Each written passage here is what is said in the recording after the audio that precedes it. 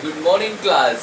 आज हम लोग क्लास 12th में नए चैप्टर के साथ आ रहे हैं, नए यूनिट के साथ। इस यूनिट का नाम है प्रिंसिपल ऑफ मैनेजमेंट। इसके कुछ ऐसे कॉन्सेप्ट हैं और सिग्निफिकेंस है जो कि जिनके बारे में आज इस चैप्टर में हम लोग डिटेल से पढ़ेंगे। इसमें हम लोगों ने कुछ प्रिंसिपल्स ऑफ मैनेजमेंट के बारे में जान लेते हैं। प्रिंसिपल्स क्या होता है, सिद्धांत, और मैनेजमेंट होता है प्रबंधन। प्रबंधन के जो सिद्धांत होते हैं उसको प्रिंसिपल्स ऑफ मैनेजमेंट कहते हैं। अगर हम किसी ऑर्गेनाइजेशंस के बारे में बात करें तो बहुत सी ऐसी ऑर्गेनाइजेशंस होती हैं, कंपनियां होती हैं जिसमें बहुत से ऐसे एम्प्लॉइज़ काम करते हैं और उन एम्प्लॉइज़ों के काम करने के तौर तरीके के बारे में मैनेजमेंट डिसाइड करता है कि इसको किस तरह से काम होना चाहिए या किस तरह से काम करवाना चाहिए। इसके बिहाफ पे कुछ 14 प्रिंसिपल्स दिए गए हैं जिसमें अलग अलग कैटेगरी पे मैनेजर्स को गाइडलाइन प्रोवाइड करता है प्रिंसिपल्स ऑफ मैनेजमेंट, जिसमें मैनेजर्स को गाइडलाइन प्रोवाइड करता है। मैनेजर एक गाइड के रूप में वर्क करता है। इसमें जो मैनेजमेंट के जो सिद्धांत दिए गए हैं, जिसको हम कह सकते हैं 14 प्रिंसिपल्स, उसको भी हम लोग डिटेल से पढ़ेंगे। उस सिद्धांत में जो मेन रोल होता है वो मैनेजर का होता है। मैनेजर क्या करता है, उन्हीं सिद्धांतों को फॉलो करता है और उन्हीं सिद्धांतों पे अपने व्यूज़ को प्रेजेंट करता है। वो प्रेजेंटेशंस कहाँ होती है, एम्प्लॉइयों के काम करने के अलग अलग तरीके के बिहाफ पे, या कुछ ऐसे प्रिंसिपल्स होते हैं जो कि यूनिवर्सल ट्रूथ के बिहाफ पे माने जाते हैं।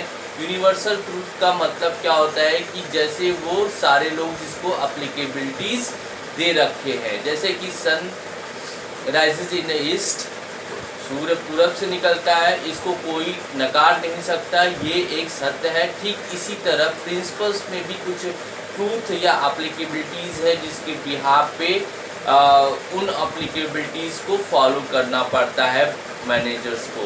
प्रिंसिपल्स ऑफ मैनेजमेंट मैनेजर को गाइड के रूप में रोल के रूप में होता है। उसके कुछ 14 प्रिंसिपल्स होते हैं। आइए आज हम इनके कुछ बेसिक कॉन्सेप्ट क्या क्या हैं उनके बारे में थोड़ा सा और देख लेते हैं, जो कि हमारे यहाँ पे है। The principles of management are the universal nature. हमेशा यूनिवर्सल नेचर होता है कि एम्प्लॉइयों को यूनिवर्सल नेचर में जब काम कर जाते हैं तो वो थक भी जाते हैं, उनको आराम चाहिए। ये यूनिवर्सल कुछ नेचर्स हैं। या एम्प्लॉइयों को बीमार पड़ जाते हैं तो उनको छुट्टियां चाहिए, ये भी कुछ यूनिवर्सल नेचर्स होती हैं जो एम्प्लॉइयों के बिहाफ पे रखे जाते हैं। एम्प्लॉइयों को फोर्सेबल नहीं किया जा सकता, एम्प्लॉइयों को अपने तौर तरीके से काम नहीं कराया जा सकता। इसी के बिहाफ पे देखा जाए apply to every type of organisations, कुछ यूनिवर्सल नेचर्स जो सारे ऑर्गेनाइजेशंस को अप्लाई कराने होते हैं। ऐसा नहीं है कि हम कोई एक ऑर्गेनाइजेशन अलग तरीके के यूनिवर्सल नेचर्स को अप्लाई करेगा, कोई अलग तरीके के यूनिवर्सल नेचर को, ऐसा नहीं है। इसकी एप्लीकेबिलिटी सब एक जैसा होता है। जैसे यूनिवर्सल नेचर्स में हम लोग क्या देख सकते हैं एग्जाम्पल के रूप में, टाइमिंग। किसी भी ऑर्गेनाइजेशन में टाइमिंग बाउंड होता है कि आपको 10 बजे से 5 बजे तक काम करना है। अब ये टाइमिंग बाउंड सबके लिए एक समान होता है। ऐसा नहीं होता है कि कोई ऑर्गेनाइजेशन टाइमिंग बाउंड को बहुत अपने हिसाब से चलाए कि आप 8 बजे रात को काम करें या 9 बजे रात को काम करें, या आप सुबह 5 बजे से काम स्टार्ट कर दें, ऐसा नहीं है। इसीलिए कुछ यूनिवर्सल नेचर ट्रूथ के बिहाफ पे बनाए जाते हैं जो कि हर ऑर्गेनाइजेशन को एक साथ काम करने पड़ते हैं। फिर देखिएगा, the managers need to guidelines. Managers को हमेशा ज़रूरत होती है किसी न किसी गाइडलाइन को, to grapple with the problems. वो जैसे कि ऑर्गेनाइजेशन में बहुत से प्रॉब्लम्स अराइज होते हैं, कॉम्प्लेक्सिटी अराइज होती है, तो मैनेजर्स को वो गाइडलाइन कौन देता है, 14 प्रिंसिपल देता है। मैनेजर्स को पता कैसे चलता है कि हाँ ये चीज़ गलत है? वो प्रिंसिपल्स के बिहाफ पे आइडेंटिफाइड करता है, ठीक है। And run the organisation efficiently, जिसके बिहाफ पे ऑर्गेनाइजेशन को हम इफिशिएंटली रन करा सकते हैं बहुत आसानी से।